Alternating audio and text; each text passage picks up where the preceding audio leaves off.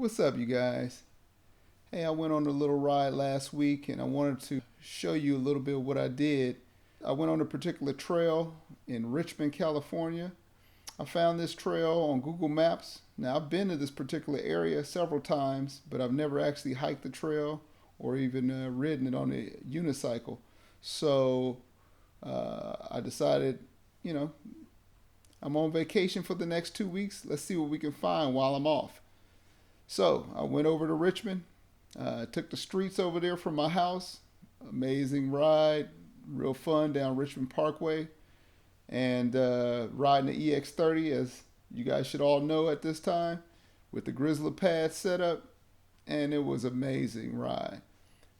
One thing I did find out, because I didn't read the signs, is that I wasn't supposed to be riding a unicycle on that particular trail. Actually, there's no bikes allowed. And generally, when there's no bikes, there's definitely no unicycles allowed. But nobody died. I recorded it. I want to present it to you anyway. Just make sure that you read the signs when you go out into your regional park area. Hope you guys enjoy. Like and subscribe. Let's watch.